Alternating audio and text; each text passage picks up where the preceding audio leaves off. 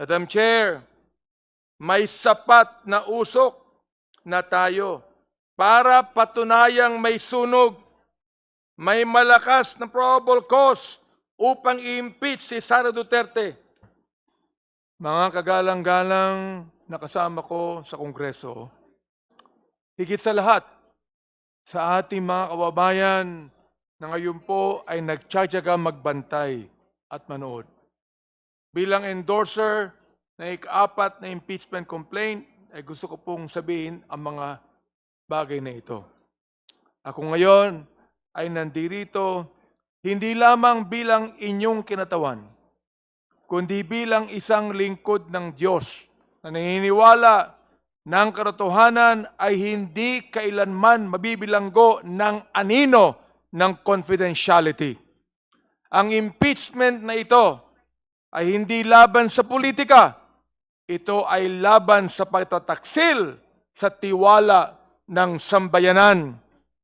Ang Vice Presidente ay hindi nagkasala sa komiting ito.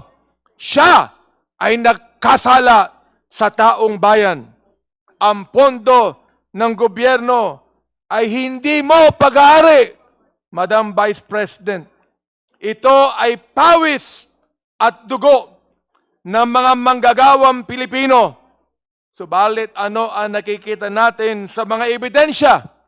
Unang-una, ang misteryo ng duffel bags at holiday rush liquidation. Batay po sa sworn testimony ni Ramil Madriaga, nasaksihan natin ang isang tagpong parang pelikula na nanggaling sa Colombia at sa Mexico. Noong December 20, 2022, ang mismong araw na nag-engkas ang OVP ng 125 million na confidential funds. 4 na duffel bags na punong-puno ng cash ang inilipat mula sa DepEd. Ang perang ito ay hindi dumaan sa tamang audit. Sa halip, ito ay dinala sa mga parking lot, iniwan sa mga gulong ng sasakyan, at ipinamahagi sa mga intermediaries.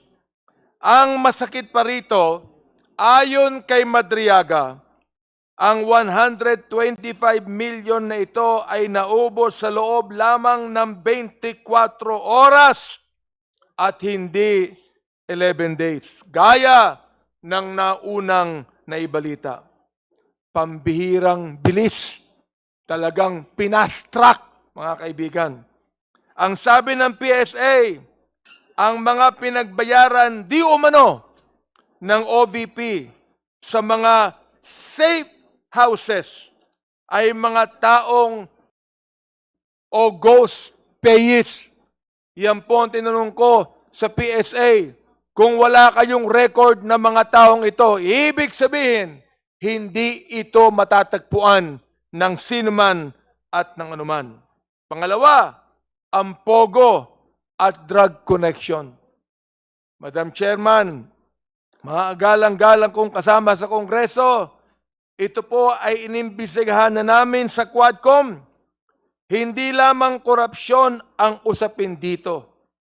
Sa supplemental affidavit ni Ginoong Madriaga, isiniwalat niya na ang kampanya ni VP Sara ay pinondohan di umano ng mga personalidad na may kaugnayan sa pogo at droga. May mga ulat din ng bank records na nagpapakita ng mahigit 2.4 billion pesos na dumaloy sa kanilang mga accounts. Kung ito ay galing sa marangal na paraan, bakit kailangang magtago sa likod ng bank secrecy? Nakagagulat ang mga testimonya tungkol sa payout mula sa mga personalidad na iniuugnay sa illegal na droga at pogo, gaya ni Sami Uy, Michael Yang at Lin Wei Xiong. mga buhay na tao ito na pwedeng ipatawag din naman ng Senado. Sinabi nila VP Sara na simple lang ang kanilang buhay. Simple? Oo. Pero, paano naging simple ang buhay? Kung may daan-daang milyong pisong dumadaloy sa kanilang account na hindi maipaliwanag. Hindi lang po ito sinabi ng komite. Ito ay nireport mismo ng AMLAC, mga kaibigan. Pangatlo, ang planong destabilisasyon at pananakot. Kung maaari po nating makita ang clipping ng Vice President nung siya ay nagmura at naghamon at nagbanta sa ating Pangulo. Kaya mga kaibigan, hindi lang po pera ang usapin dito. Ayon sa supplemental affidavit ni Ginoong Madriaga, mayroong malalim na at mapanganib na planong destabilisasyon. Ibinunyag niya ang usapan na dapat ay baba sa pwesto ang ating Pangulo sa 2025 upang bigyang daan ang pagkapangulo ni Vice President Duterte. At kung hindi ito masunod, mayroong mga tinatawag na extraordinary measures na nakalatag. Ano itong mga extraordinary measures na ito?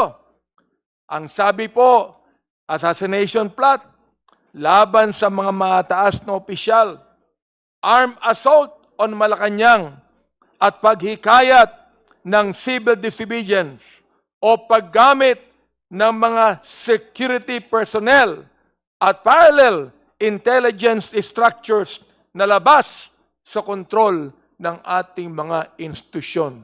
Yan ay pinaliwanag kanina ng NBI, Madam Chair, mga galang-galang ko, mga kasama sa Kongreso. Madam Chair, hindi po ito biro. Ang mga aksyon ni Vice President Duterte mula sa hindi pag-attend sa SONA at pagdedeklara sa sarili bilang designated survivor, hindi po nakakatawa ito. Hanggang sa tahasang pagbabanta na ipapapugot ang ulo ng ating Pangulo ay malinaw na tugma sa mga isiniwalat ni Ginoong Madriaga. Ang plano ay tanggalin sa pwesto ang Pangulo sa kahit anong paraan, legal man o hindi. Ang isang mataas na opisyal na nagpapahayag ng karahasan sa halip na kapayapaan ay hindi karapat-dapat sa kanyang pwesto. Ito ay malinaw na betrayal of public trust at culpable violation of the Constitution. Pwede po bang makita muli ng taong bayan, Madam Chair, ang clip na nabanggit ko po? With all due respect, Chair Benny Abante, we have concluded our presentation of evidence. As a matter of fact, the Chair earlier pronounced the fact that the impeachment complaints are already submitted for resolution as to the existence or non-existence of probable cause, unless the video that you are requesting has relation to your summation speech. Yes, I submit, Madam Chair, pero dapat makita po muli ng taong bayan ang ginawa ng ating Vice President para makita po nila ang katunayan ng mga ipinahayag po dito sa committee ito. The Chair will allow if the video to be presented is part of the summation speech or in relation of the summation speech. But if it is the individual videos that were presented already during the presentation of evidence, I lament, Honorable Abante, that we have concluded the presentation of these videos. Kung pwede po, yun lamang pong threat ang kaisa-isang video na nais kong makita ng taong bayan. Kahit na po nakita na po natin. All right. So, If no one is opposing, then we allow the Honorable Abante. Anyway, he is the endorser of this impeachment complaint. You are requesting for the November 23, 2026 video. Yes, Madam Chair. November 23, 2024 video. Secretary, kindly play. Maraming salamat po.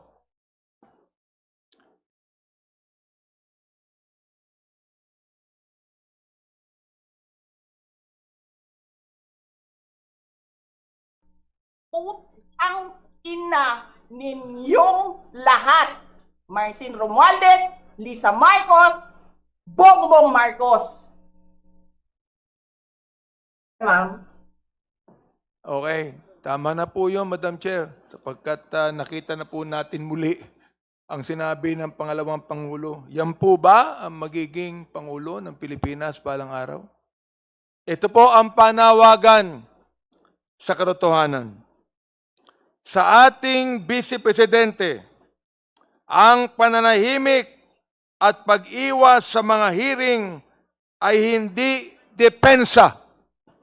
Ito ay indikasyon ng takot. Sa aking mga kapatid, tandaan natin ang itinuturo ng banal na kasulatan sa Numbers 32:23. Ang sabi, and I quote, "Be sure your sins will find you out." End of quote. At ayon mismo sa ating Panginoong Hesus, ang sabi niya sa Matthew 10:26, and I quote, "For there is nothing covered that shall not be revealed, and hid that shall not be known." Madam Chair, may sapat na usok na tayo para patunayang may sunog, may malakas na probable cause upang i-impeach si Sara Duterte. Hindi ito fishing expedition. Ito ay paghahanap ng katarungan para sa kaban ng bayan na nilagay sa mga duffel bag at itinago sa dilim. Panahon na upang dalhin ang kasong ito sa Senado. Panahon na para sa katotohanan. Tulad po ng sinabi ni Jesus, the truth shall set you free. Kaya, mga kasama ko, Madam Chair, tama na. Tapusin na po natin ito sapagkat naipaliwanag na po ng kumiting ito at nakakuha na tayo ng marami pang ebidensya ng probable cause. Maraming salamat po at pagpalain tayo lahat ng ating Panginoon.